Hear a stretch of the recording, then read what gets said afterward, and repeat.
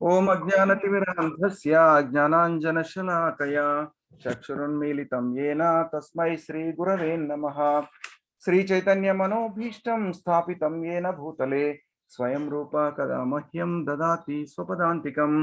वन्देऽहं श्रीगुरो श्रीयुतपदकमलं श्रीगुरोन् वैष्णवांश श्रीरूपं साग्रजातं सागररघुनाथान्वितं तं सजीवं साद्वैतं सावधूतं परिजनसहितं कृष्ण चैतन्य देवं श्री राधा कृष्ण पादान् सहगण ललिता श्री विशाखान्वितांश। हे कृष्ण करुणा सिंधु दीनबंधो जगत्पते गोपेश गोपिका कांता राधा कांता नमोस्तुते। तप्त कांचन गौरांगी राधे वृंदावनेश्वरी वृषभानुसुते देवी प्रणमामि हरिप्रिये। वाञ्छाकल्पतरुभ्यश्च कृपा सिन्धुभ्य एव च पतितानां पावनेभ्यो वैष्णवेभ्यो नमो नमः। नमो विष्णुपादाय कृष्णप्रेष्ठाय भूतले श्रीमती भक्तिवेदांत स्वामिनिति नामिने। नमस्ते सरस्वती देवी गौरवाणी प्रचारिणे निर्विशेष शून्यवादी पाश्चात्यादेशतारिणे। जय श्री कृष्ण चैतन्य प्रभु नित्यानंद श्री अद्वैत गदाधरा श्रीवासादि गौर भक्त वृंद। हरे कृष्ण कृष्ण कृष्ण हरे हरे हरे राम राम राम हरे हरे। जय श्री ग्रंथराज श्रीमद्भागवతం की जय। శ్రీమద్భాగవతము ద్వితీయ స్కంధము 1వ అధ్యాయము భగవదనుభూతిలో ప్రథమ సోపానము 5వ శ్లోకం. తాత్పర్యం భాష్యం శ్రీల ప్రభుపాదుల వారు రచించారు. ఓ భరతవంశీయుడా, సమస్త క్లేశముల నుండి ముక్తుడు కాగోరిన వాడు పరమాత్ముడును నియామకుడును సమస్త క్లేశముల నుండి రక్షించువాడును అగు శ్రీకృష్ణ భగవానుని గూర్చి శ్రవణం కావించి కీర్తించి స్మరణం కావింపవలెను. ఇక్కడ మనకు శుకదేవ గోస్వామి అరుదించారు. అక్కడికి ఆసీనులయ్యారు. ఆసనం మీద ఆసీనులయ్యి పరీక్షిత్ మహారాజు ప్రణామం చేసి పూర్ణత్వ మార్గాన్ని నాకు ఉపదేశించాల్సిందని చెప్పి ఆయన వేడుకున్నారు శుకదేవ గోస్వామిని. అంతకుముందు పరీక్షిత్ మహారాజు ఎలా ఏం జరిగిందనేది మనకు గురుదేవులు ఆల్రెడీ ప్రవచనంలో చెప్పున్నారు. ఆ క్రమంలోనే పరీక్షిత్ మహారాజు పూర్ణత్వ మార్గాన్ని శుకదేవ గోస్వామి నుంచి పొందడానికి ఉద్యుక్తులై ఉన్నారు. అంటే ఆయనకు ఇచ్చినటువంటి అంటే ప్రాయోపవేశానికి సిద్ధమై ఆయన గోలోక బృందావనము వెళ్ళడానికి ఇచ్చినటువంటి ఆ సమయాన్ని సద్వినియోగం చేసుకోవడానికి శుకదేవ గోస్వాములు పరమ ప్రామాణికులైనటువంటి గురుదేవులైన శుకదేవ గోస్వాముల్ని ఆశ్రయించున్నారు. అక్కడ ఉన్న మునులందరూ కూడా సావధానంతో వింటా ఉన్నారు. అంటే ఏం చెప్తారా అని చెప్పి ఆ పరమ ప్రామాణికి యొక్క ముఖారవిందం నుంచి ఏ పదమైతే వస్తుందో ఎటువంటి ప్రవచనాలు అయితే వస్తాయో అవన్నిటిని కూడా అమృత వచనాలుగా ఆస్వాదించడానికి అందరూ కూడా పరీక్షిత్ మహారాజుతో సహా ఉద్యుక్తులై ఉన్నారు. అప్పుడు శుకదేవ గోస్వామి ఇలా చెప్తా ఉన్నాడు. ఓ భరత వంశీయుడా, మనకు భగవద్గీతలో కూడా అర్జునుడిని ఉపదేశించి శ్రీకృష్ణ భగవానుడు అట్లాగే బోధిస్తాడు. అంటే అదే వంశంలో వచ్చిన వారు కాబట్టి పరీక్షిత్ మహారాజును కూడా ఓ భరత వంశీయుడా అని సంబోధించారు. సమస్త క్లేశముల నుండి ముక్తుడు కాబోయినవాడు పరమాత్ముడును నియామకుడును. అంటే ఇక్కడ మనకు సందేశం, ఈ శ్లోకం యొక్క సందేశము ఏంటంటే, సారాంశం ఏంటంటే, మానవుని యొక్క భౌతిక క్లేశ భావనలు ఎలా సమసిపోగలవు అంటే భౌతిక క్లేశాల నుండి మానవుడు ఎలా ముక్తుడు కాగలుగుతాడు. మానవుడు భౌతిక క్లేశాల నుంచి అంటే ఈ భౌతిక ప్రపంచంలో జన్మించిన తర్వాత క్లేశాలు అనేటివి ప్రతి ఒక్కరికి తప్పనిసరి. ఆ క్లేశాల నుంచి విముక్తులయ్యే మార్గము ఎలా విముక్తులు కాగలరు అని చెప్పి ఈ శ్లోకంలో సారాంశం చెప్తా ఉన్నారు. ఇక్కడ సమస్త క్లేశం నుండి ముక్తుడు కాగోనేవాడు ఎవరైతే అంటే ఏ మానవుడైతే సమస్త క్లేశం నుండి ముక్తుడు కాగోరుతాడు. ఎందుకంటే మన గురుదేవులు ఆల్రెడీ చెప్పున్నారు, ఆచార్యులు గురుదేవులు చెప్తా ఉంటారు. మనకు 4 క్లేశాలు, త్రివిధ తాపాలు. 4 క్లేశాలు: జన్మ, మృత్యు, జరా, వ్యాధి. జన్మము, మృత్యువు, జర అంటే ముసలితనము, వ్యాధి అంటే వ్యాధిగ్రస్తము. ప్రతి ఒక్క మనిషికి ఈ భౌతిక ప్రపంచంలో జన్మ తీసుకున్నటువంటి ప్రతి ఒక్క మనిషికి కూడా తప్పనిసరి. అంటే 84 లక్షల జీవరాశుల్లో 4 లక్షల మానవులందరికీ కూడా ఈ 4 క్లేశాలు తప్పనిసరి అయినవి. అట్లాగే త్రివిధ తాపములు ఆధ్యాత్మిక, ఆది భౌతిక, ఆది దైవిక. ఈ 7 రకాలైనటువంటి క్లేశాల నుండి మనుజుడు ముక్తుడు కాగోరినవారు. ఎవరైతే ముక్తుడు కాగోరుతారో వాళ్ళకి పరమాత్ముడును నియామకుడును సమస్త క్లేశముల నుండి రక్షించువాడునవు శ్రీకృష్ణ భగవానుని గూర్చి శ్రవణం కావించి కీర్తించి స్మరణం కావింపవలెను. అంటే మనము భగవంతుని యొక్క శ్రవణము, కీర్తనము, స్మరణము కావింపవలను అని చెప్తున్నాడు. ఇక్కడ శ్రీకృష్ణ భగవాను గురించి మనకు ఉపదేశామృతంలో మన గురుదేవులు ఎన్నోసార్లు చెప్పున్నారు. దాంట్లో అంటే ఈశోపనిషత్తులో శ్రీ ఈశోపనిషత్తులో చెప్పింది ఏంటంటే భగవాన్ అనే పదానికి నిర్వచనం చెప్పున్నారు. అంటే దాంట్లో కూడా భగవత్ సందర్భ అనే గ్రంథంలో నుంచి శ్రీల జీవ గోస్వామి ఇలా పేర్కొన్నారు. అంటే మనకు ఈశోపనిషత్తులో మన గురుదేవులు చెప్పున్నారు. భా అంటే పూర్తిగా పోషించేవాడు, రక్షకుడు. గా అంటే మార్గదర్శకుడు, నాయకుడు, సృష్టికర్త. వాన్ అంటే భగవంతుల్లో అందరూ జీవిస్తారని, ఆయన అందరిలోనూ వసిస్తాడని సూచిస్తుంది. అంటే భగవాన్కి నిర్వచనం చెప్పారు. అట్లాగే భగవాన్ అంటే షడైశ్వర్యాలు కలవాడు. మనకు గురుదేవులు ఎన్నోసార్లు చెప్తున్నారు.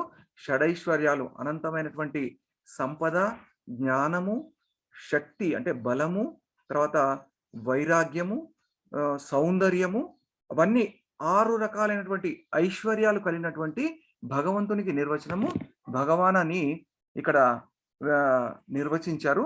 అంటే భగవంతుడు అందరిలో వసిస్తాడు, అందరిలో జీవిస్తాడు. అంటే మనకు భగవద్గీత 15.15లో ఏం చెప్పారంటే సర్వస్య చాహం హృది సన్నివిష్టో మత్త స్మృతిర్జ్ఞానమపోహనం చ వేదైశ్చ సర్వైరహమేవ వేద్యో వేదాంత కృద్వేద విదేవ చాహం.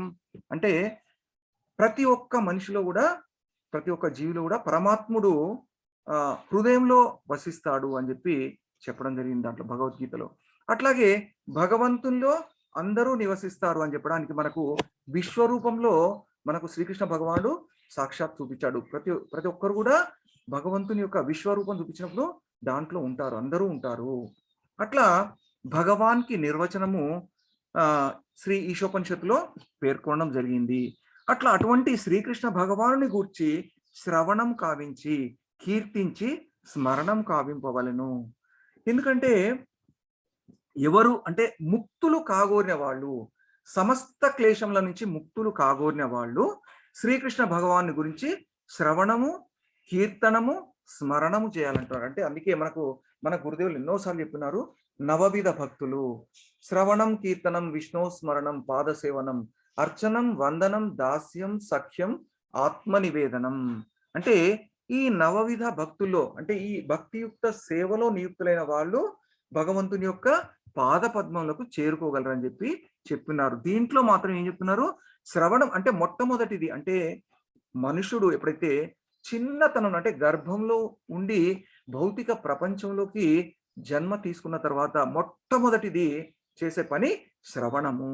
ఎందుకంటే వాళ్ళు ఆ శ్రవణం చేస్తూ తల్లిదండ్రుల మాటలు వింటూ గురుదేవుల మాటలు వింటూ తన బంధువుల యొక్క, సఖుల యొక్క మాటలు వింటూ అప్పుడు శ్రవణము స్టేజ్ నుంచి కీర్తనం స్టేజ్కి రాగలుగుతారు. మాటలు నేర్చుకునేటువంటి, మాటలు మాట్లాడే స్టేజ్కి రాగలుగుతారు. అట్లాగే మనం కూడా భక్తిలో పసి ప్రాయం నుంచి, ఎందుకంటే మనము ఇప్పుడు ఈ వయస్సు వరకు కూడా మనము భక్తి అనేది లేకుండా, భక్తి అంటే ఏంటిదో తెలియకుండా చిన్నతనం నుంచి, చిన్న పసి ప్రాయం నుంచి మొదలుపెట్టిన వాళ్ళం. కాబట్టి మొట్టమొదటగా శ్రవణం చేస్తే తర్వాత కీర్తనం చేయగలుగుతాము, కీర్తనం తర్వాత స్మరణం చేయగలుగుతాము, తర్వాత ఒక్కొక్క రకంగా ఆ నవవిధ భక్తుల్లో మనము నియుక్తులం కాగలుగుతాము.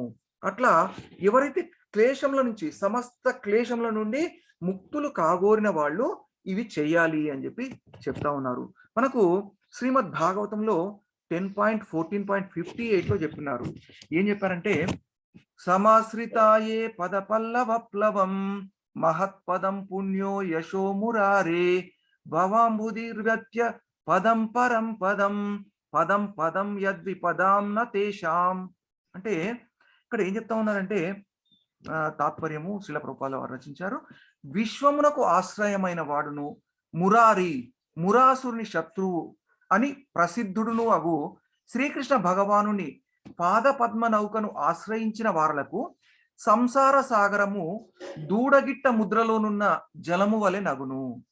వారి గమ్యస్థానము పరమ పదమే గాని భౌతిక క్లేశములు లేనట్టి వైకుంఠ ధామమే గాని అడుగడుగున ప్రమాదము పొంచి ఉన్నట్టి స్థానము కాదు అని చెప్తా ఉన్నారు ఇక్కడ. అంటే మన గురుదేవులు ఆల్రెడీ చెప్పున్నారు. ఇక్కడ మురాసుని శత్రువు అంటే భగవంతుడు మురాసుని వధించిన వాడు. అట్లా శ్రీకృష్ణ భగవాన్ని పాదపద్మ నౌకను ఆశ్రయించిన వాళ్లకు సంసార సాగరము, ఈ భవసాగరము, సంసార సాగరము ఎంత ఈజీగా దాటగలుగుతారని చెప్తా ఉన్నారంటే దూడగిట్ట ముద్రలోనున్న జలము వలె నగును. అంటే మనకు భవసాగరము, ఈ సంసార సాగరం, సముద్రాన్ని మామూలుగా ఎవరు కూడా దాటలేరు. సముద్రాన్ని దాటాలంటే అసాధ్యమైన పని. అటువంటి అసాధ్యమైన పని భగవంతుని ఆశ్రయిస్తే ఏమవుతుందంటే, భగవంతుని పాదపద్మాలను ఆశ్రయిస్తే ఏమవుతుందంటే దూడగిట్ట ముద్రలోనున్న జలము వలె నగును. దూడగిట్ట ముద్ర అంటే దూడగిట్ట ముద్ర ఎంత ఉంటుంది? చిన్నగా ఉంటుంది, చాలా చిన్నగా ఉంటుంది, మన ఆల్మోస్ట్ పిడికిలు అంత ఉంటుంది. అంటే ఆ సంసార సాగరం అనేది దూడగిట్ట ముద్రలో ఉన్నటువంటి జలము. ఆ దూడగిట్ట ముద్రలో ఎంత జలం పడుతుంది? చాలా తక్కువ. అటువంటి దూడగిట్ట ముద్రను దాటడం ఎంత ఈజీగా ఉంటుంది? చాలా ఈజీగా ఉంటుంది. అంటే ఈ భవసాగరము, సంసార సాగరం అనేది దాటడం అనేది దూడగిట్ట ముద్రలో ఉన్నటువంటి జలాన్ని దాటడముతో సమానం అవుతుంది. అంటే అంత ఈజీగా మనము దాటగలుగుతాము అని చెప్తా ఉన్నారు. అందుకే ఇక్కడ ఈ క్లేశములని, సమస్త క్లేశముల నుండి మనము బయటపడాలి అంటే, ముక్తులం కావాలంటే మనము భగవంతుని యొక్క, శ్రీకృష్ణ భగవాన్ యొక్క పాద పద్మాలను ఆశ్రయించి శ్రవణం కావించి కీర్తించి స్మరణం కావింపాలి అని చెప్పి చెప్తా ఉన్నారు. భాష్యం శ్రీల ప్రభుపాదుల వారు రచించారు. నిద్ర సంభోగము ఆర్థిక పరిస్థితులను వృద్ధిపరచుకుంట విస్మృతి అనేది గర్భమున నశింపనున్న బంధువుల మూకను పోషించడం వంటి భౌతిక పరిస్థితులను మెరుగుపరుచుకుంట ఎందు మూర్ఖులైన గృహమేధులు ఏ విధముగా తమ విలువైన కాలమును వృధా చేదురో శ్రీ శుకదేవ గోస్వామి గడిచిన శ్లోకం నందు వివరించెను. గృహమేధి తర్వాత గృహస్థు, మనకు మన యొక్క గురుదేవులు ఎన్నోసార్లు అద్భుతంగా చెప్తున్నారు. గృహమేధులు అంటే వాళ్ళు ఏమనుకుంటారంటే దేహాత్మ బుద్ధితో జీవిస్తారు. గృహస్థు గృహస్థులు ఆత్మస్వరూపులుగా భావిస్తారు. అట్లాగే గృహమేధి తన ఇంద్రియాలను తన తృప్తి కోసం మాత్రమే వినియోగిస్తాడు. తన తృప్తి కోసం, తన బంధువులు మిత్రుల తృప్తి కోసం మాత్రమే వినియోగిస్తాడు. అదే గృహస్థు తన ఇంద్రియాల్ని భగవత్ సేవలో వినియోగిస్తారు. తర్వాత గృహమేధి తన సమయాన్ని కామ్య కర్మలలో వినియోగిస్తాడు. అదే గృహస్థు తన సమయాన్ని భక్తియుక్త సేవలో వినియోగిస్తాడు. అట్లాగే గృహమేధి భౌతికమైనటువంటి కర్మలు చేస్తూనే జీవిస్తాడు. కానీ గృహస్థు శ్రవణం, కీర్తనం, విష్ణు స్మరణం, పాదసేవనం, అర్చనం, వందనం, దాస్యం, సఖ్యం, ఆత్మనివేదనం ఇటువంటి వాటిల్లో తన సమయాన్ని సద్వినియోగం చేసుకుంటాడు. మనకు అంటే భగవద్గీత 12.9లో చెప్పినట్టు ఆ కార్యక్రమాలన్నీ కూడా నిర్వహిస్తాడు గృహస్థు. గృహమేధి త్రిగుణాల్లో బంధింపబడతాడు, కానీ గృహస్థు త్రిగుణాతీతుడవుతాడు. అట్లాగే గృహమేధి ఆధ్యాత్మిక ఆచార్య యొక్క ప్రాముఖ్యాన్ని గుర్తించడు, కానీ గృహస్థు ప్రామాణిక గురు శిష్య పరంపరలో వచ్చినటువంటి ప్రామాణిక ఆధ్యాత్మిక ఆచార్య యొక్క ఆశ్రయం పొంది ఆ గురుదేవుల యొక్క ఆశ్రయంలోనే వారి యొక్క ఆదేశాలను అనుసరించి జీవనం సాగిస్తాడు. అట్లాగే ఇంకా ఇంకా డిఫరెన్సెస్ ఏంటంటే గృహమేధి భౌతిక ప్రకృతిపై ఆధిపత్యం చెలాయించాలని భావిస్తాడు. గృహస్థు మాత్రం భౌతిక ప్రకృతిని భగవానుని యొక్క కృపగా భావించి ప్రతి వస్తువును కూడా, ప్రతి కర్మను, ప్రతి వస్తువును కూడా భగవానునికి సమర్పించి ప్రసాదాన్ని మాత్రమే స్వీకరిస్తాడు. ఇవన్నీ కూడా మనకు గురుదేవులు ఎన్నోసార్లు చెప్పున్నారు. అట్లా మనకు అంటే ఇక్కడ మళ్ళీ కూడా గుర్తు చేస్తా ఉన్నారు. ఇంకా ముందుకెళ్తే ఈ భౌతిక కర్మల యందు నియుక్తుడై జీవుడు తాను కామ్య కర్మల వలయంలో బంధించుకోను. అంటే కామ్య కర్మల వలయంలో బంధించుకుంటాడు బద్ధ జీవుడు అని చెప్పి చెప్తా ఉన్నారు. అదే జలచరములు, సస్యములు, సరీసృపములు, పక్షులు, జంతువులు, అనాగరిక మనుజుడు ఆ పిదప కామ్య కర్మల వలయం నుండి బయటపడుటకు అవకాశమైనటువంటి మానవ జన్మం వంటి 84 లక్షల జీవరాశుల యందు జన్మ మృత్యు పరంపరను కలిగజేయును. అంటే ఇక్కడ ఏం చెప్తా ఉన్నారంటే, కామ్య కర్మల వలయం నుండి బయటపడుటకు మానవ జన్మం అనేటిది మహత్తరమైనటువంటి అవకాశము. అంటే మానవ జన్మను సద్వినియోగం చేసుకున్నట్టయితే మనము జన్మ మృత్యు పరంపర నుంచి బయటకు ముక్తులం కాగలుగుతాము. లేకపోతే మనము మానవ జన్మ అనేది ఈ జన్మ మృత్యు, జననం, మరణం అంటే ఈ జన్మ మృత్యు పరంపరనే కలుగజేస్తుంది. మనము మానవ జన్మని సద్వినియోగం చేసుకున్నట్టయితే మనం మళ్ళీ మళ్ళీ పునరపి జననం, పునరపి మరణం ఇదే పొందాల్సి ఉంటుంది. ఇంతకంటే కూడా నీచమైనటువంటి జన్మను పొందే అవకాశం ఉంది చేసుకున్నటువంటి పాప పుణ్య కర్మల వల్ల. అందుకే ప్రహ్లాద్ మహారాజ్ చెప్తా ఉంటారు ఏంటంటే, దుర్లభం మానుషం జన్మ అంటే మానవుని యొక్క జన్మ అనేది దుర్లభమైనటువంటిది. అందుకే మానవ జన్మని సద్వినియోగం చేసుకోండి. గర్భాధాన సంస్కారం అంటే గర్భంలో ఉన్నప్పటి నుంచే మనము గర్భాధాన సంస్కారం ఇచ్చి మనము వాళ్ళకి శిశువులకు కూడా ఈ యొక్క సంస్కృతిని, ఈ యొక్క భగవంతుని యొక్క జ్ఞానాన్ని ఇచ్చినట్టయితే వాళ్ళు ఈ జన్మ మృత్యు పరంపరని దాటగలుగుతారు అని చెప్పి చెప్తా ఉంటారు. ఇక్కడ ఇంకా ఏం చెప్తా ఉన్నారంటే, కనుక ఎవరైనా ఈ విషవలయం నుండి ముక్తి పొందగోరినచో కామ్య కర్మునిగా శుభాశుభములనేది తన కర్మల యొక్క ఫలభోక్తగా వర్తించడను ఆపివేయవలను. శుభాశుభములనేది దేనిని కూడా తన కొరకై నిర్వహింపక అతడు ప్రతిదియు సమస్తమునకు చరమ యజమానుడగు శ్రీకృష్ణ భగవాను నిమిత్తమే వనరింపవలను. అందుకే ఏం చెప్తారంటే మనకు భక్తి రసామృత సింధులో అన్యాభిలాషిత శూన్యం జ్ఞాన కర్మాద్యనావృతం ఆనుకూల్యేన కృష్ణానుశీలనం భక్తి వృత్తమా. ప్రతి కర్మ కూడా భగవంతునికి, శ్రీకృష్ణ భగవానికి అనుకూలమైనటువంటి కర్మను చేయాలి అని చెప్తా ఉంటారు.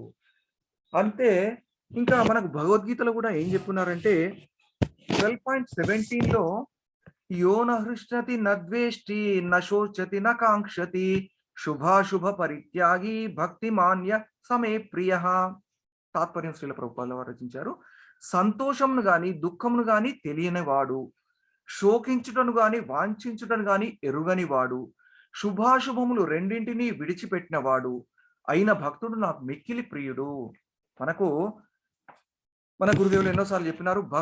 మనకేంటంటే భక్తి యోగము, భగవద్గీత ఏంటంటే ఆ భక్తి యోగంలో తనకు భగవంతునికి ఎవరు ప్రియమైన వాళ్ళు అని చెప్పి చెప్పినారు. దాంట్లోనే అంటే దుఃఖమును తెలియని వాడు, శోకించడను వాంఛించడను ఎరుగని వాడు, శుభాశుభం రెండింటినీ విడిచిపెట్టిన వాడు అంటే అన్నిటినీ సమానంగా తీసుకునేవాడే అయిన భక్తుడు నాకు మిక్కిలి ప్రియుడు అని చెప్పి భగవంతుడు భగవద్గీతలో చెప్పున్నాడు. అంటే అటువంటి స్థితికి ఎదగవలసినటువంటి అవసరం ఉంది అని చెప్పి మన గురుదేవులు చెప్తా ఉంటారు. కర్మను ఈ విధంగా ఉనరించే విధానమే భగవద్గీత యందు ఉపదేశించబడినది. 9.27లో ఉపదేశించబడినది. ఏంటి 9.27లో ఏం చెప్పారంటే, యత్కరోషి యదశ్నాసి యజ్జుహోషి దదాసి యత్తపస్యసి కౌంతేయ తత్కురుష్వ మదర్పణం. యత్కరోషి ఏ కర్మనైతే చేస్తారో, యదశ్నాసి ఏదైతే భుజిస్తారో, ఏదైతే స్వీకరిస్తారో, యజ్జుహోషి అంటే ఏదైతే హోమంగా చేస్తారో, దదాసియత్ ఏదైతే దానాన్ని చేస్తారో, యత్తపస్యసి కౌంతేయ ఏదైతే తపస్సు చేస్తారో వాటన్నిటినీ కూడా నాకు అర్పించండి అని చెప్పి శ్రీకృష్ణ భగవానుడు చెప్పున్నాడు. అట్లా అర్పించినట్టయితే మనము ఆ కర్మ ఫలాలని అనుభవించాల్సినటువంటి అవసరం ఉండదు.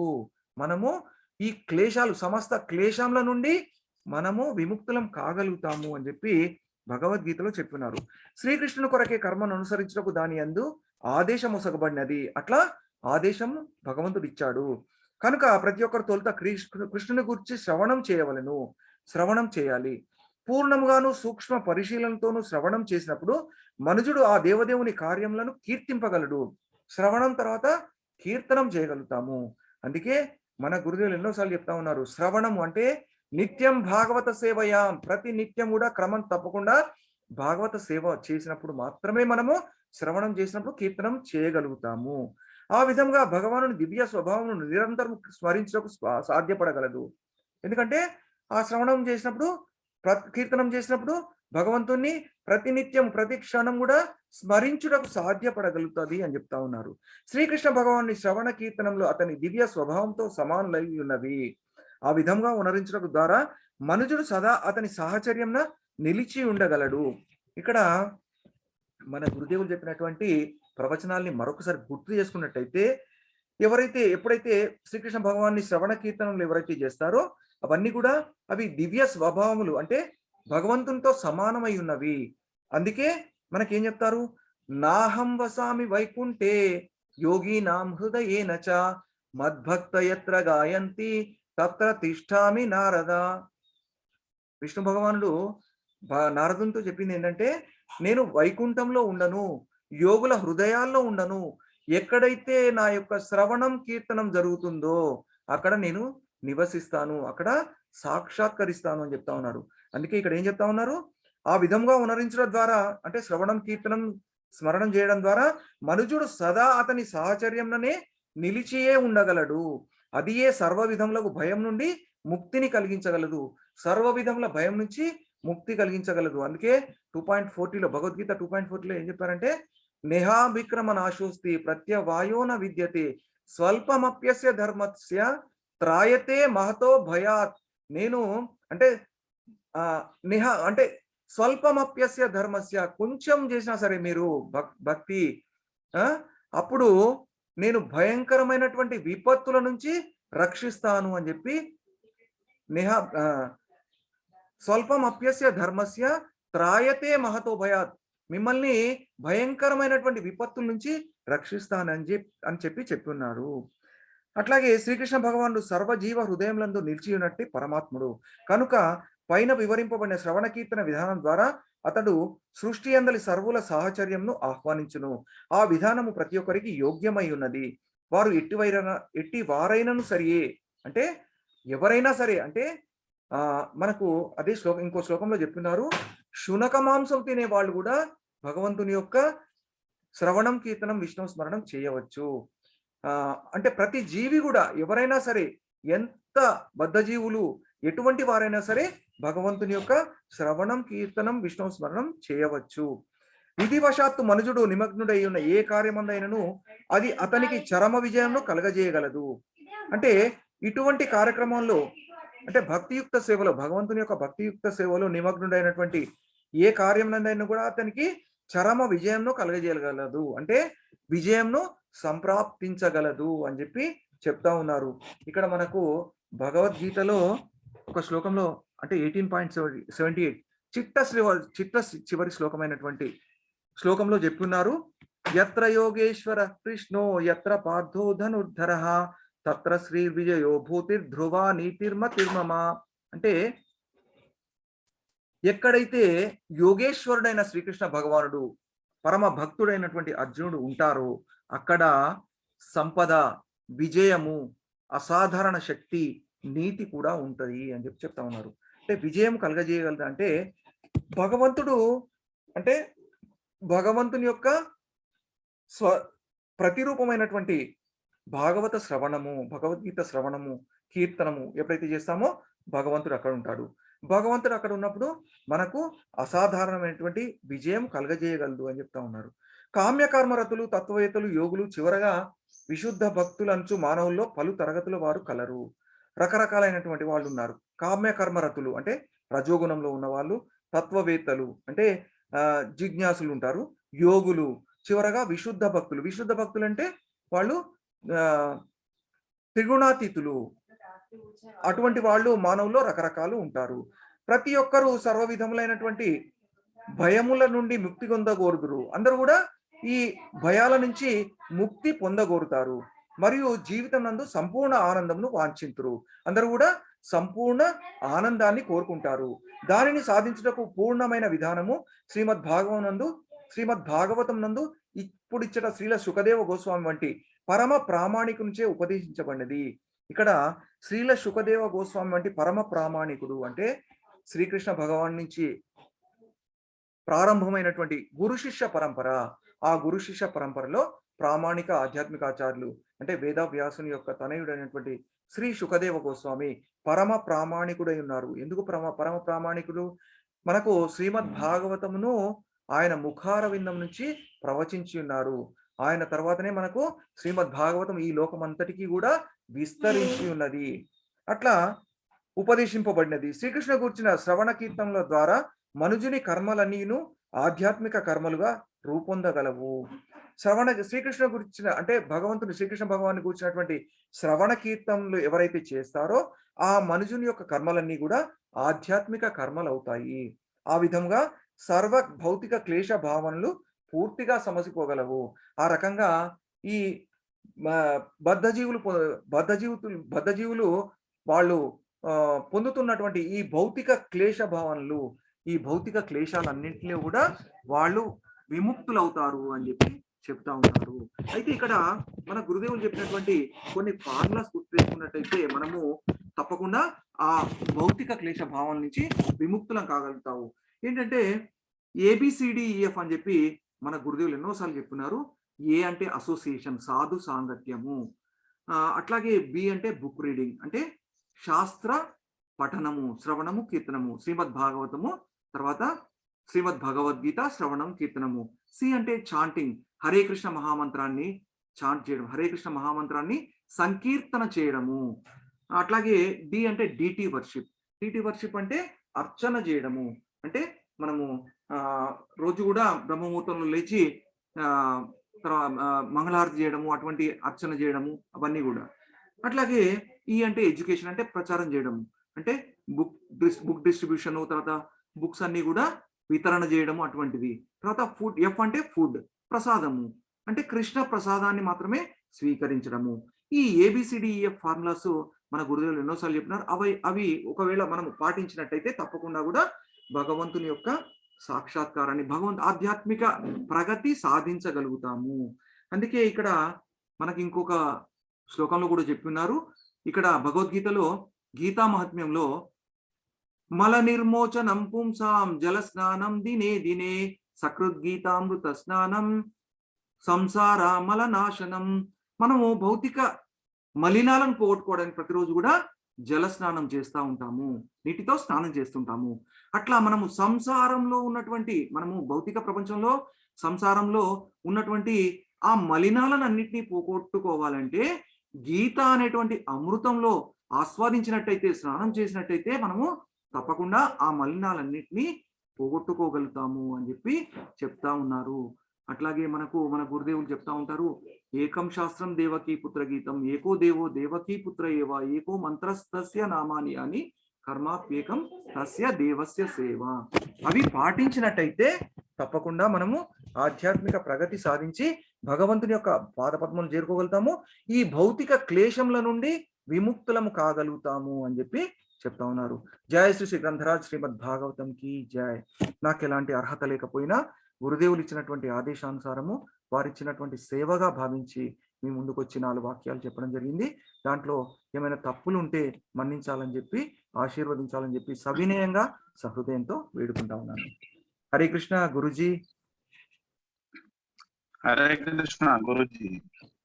హరే కృష్ణ ప్రభుజీ. దండవత్ ప్రణాం ప్రభుజీ. హరే కృష్ణ ప్రభు.